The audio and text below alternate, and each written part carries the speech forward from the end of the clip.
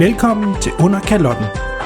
En podcast, som tager afsæt i relationen til Israel. I dette afsnit af Under Kalotten skal vi høre nyt fra FN. Vi tager os til Jerusalem og taler med Chris Mitchell, der er seniorkorrespondent for tv-stationen CBN. Vi slutter af med det hebraiske hjørne.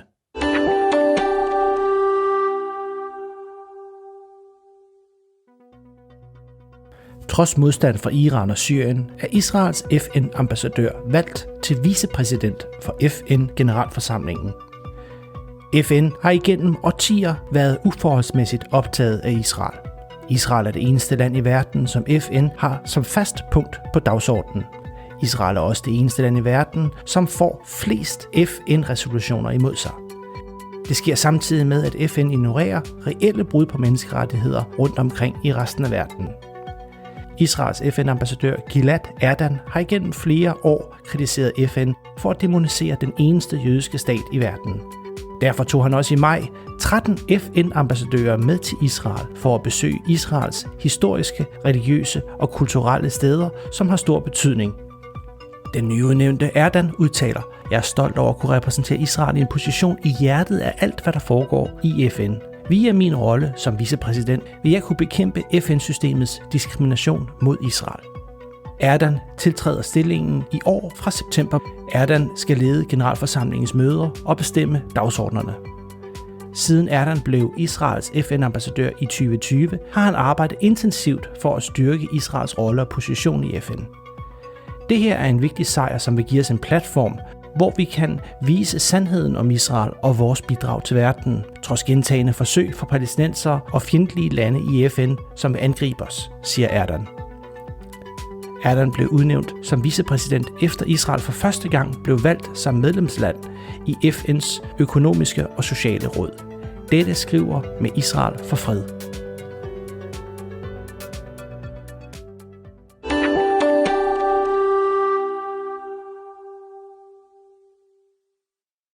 Chris Mitchell er seniorkorrespondent ved CBN og har arbejdet i den tv-station i over 30 år.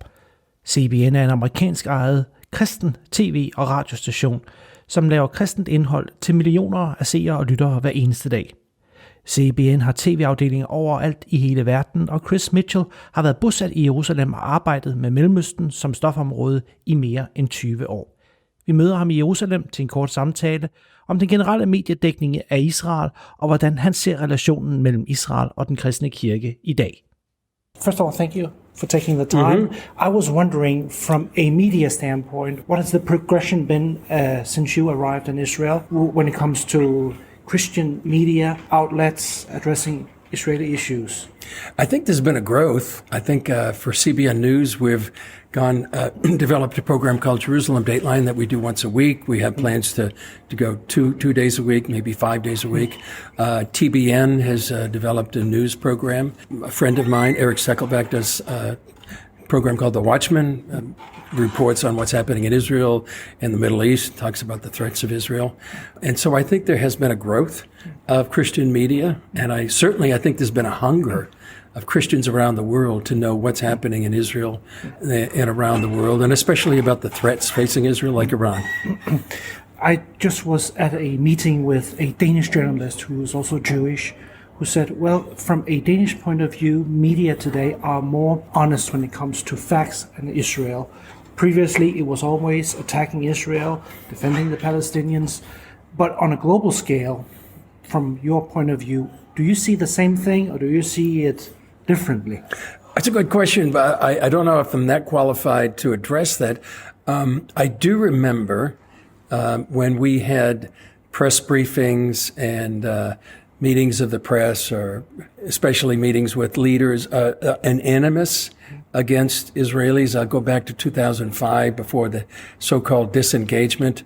I remember a particular press conference where it was really attacking, one of the spokesmen of Gush Katif, which is down the Gaza Strip. I certainly believe when I came here over 21 years ago that there was certainly a demonstrable, palpable bias against Israel with some of the major global organizations. Perhaps it's been muted a little bit, but I still think there is it tilts perhaps less more against Israel and less against, as an example, the Palestinians. And I still think there is I don't know if it's willful ignorance or just ignoring some of the blatant facts like Palestinian incitement, what Iran is saying, quite openly. And if you look at what's said in Arabic or Farsi or other languages, you see what many of these organizations, peoples are really mean. Yeah. So, and then on a personal note, you've lived here in Israel for almost 20 years? Yeah, 21, almost 22. 21, okay, wow. Yeah. So, how has things changed during that time for you? Well, a lot. I mean, personally, we came with 3 children, 16, Philip was 16, and other 2 daughters were 11 and 8. They've grown up. I got grandchildren now, and that's changed. But also I see a growth of the Christian-Jewish relationships. Here at Yad Vashem, you see the Christian Friends of Yad Vashem. You see a lot of organizations that are embracing Christians and Christian support. Unfortunately, there's a 2,000-year-old history of anti-Semitism between the Jewish people and the church. But that's being overcome. Slowly, there is a greater acceptance of the Christian, especially evangelical Christian support for Israel.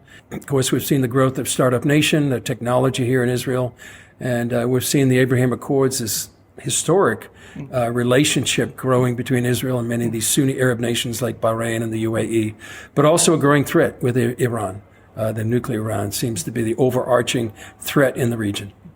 Last question. Sure. And that relates to the relationship between Christians and Jews. It seems to have improved over the years. It seems like Jews have today more trust in Christians. They don't want to go back. But can you maybe address what you think would be the right way for Christians to do in order to continue making amends or building that bridge of trust between Christians and Jews? Well, I would think pray for this relationship, pray for the peace of Jerusalem.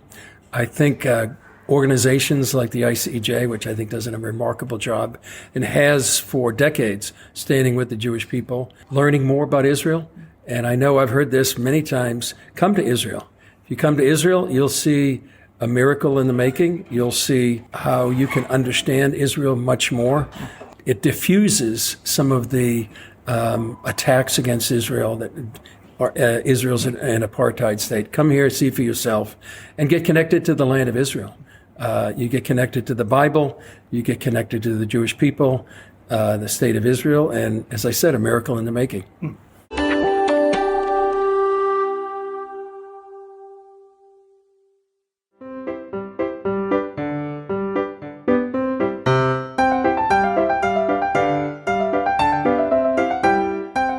Det sproglige hjørne. Shalom og velkommen, hvor vi i dag skal kigge på det 20. bogstav, bogstavet resh.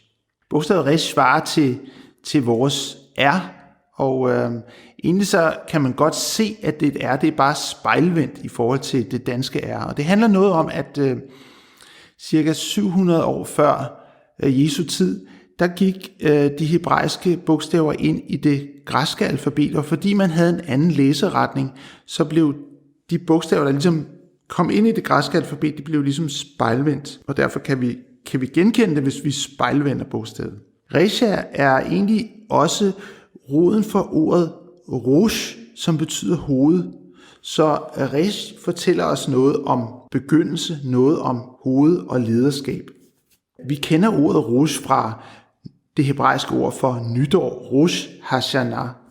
Og det er lidt sjovt, fordi i den hebraiske kalender, der er der faktisk flere forskellige nytår. Der er den første måned i det bibelske år, som er måneden, hvor Gud førte Israel ud af Egypten.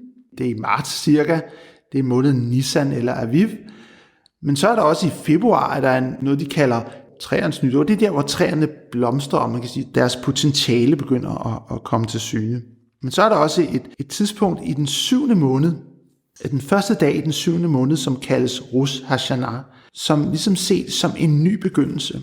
Og i den bibelske tidslinje, der er Rosh Hashanah, der hvor Gud kommer og vier sig til Israel, eller i en kristen sammenhæng, der hvor Jesus kommer igen og henter sin brud. Så der begynder noget helt nyt. Der er en ny begyndelse der. Gud velsigne dig. Shalom.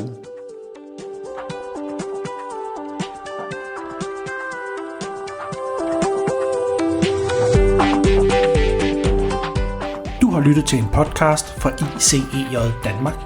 Ønsker du at vide mere om organisationen, kan du gå ind på icej.dk. Her er der også mulighed for at støtte organisationens arbejde og denne podcast.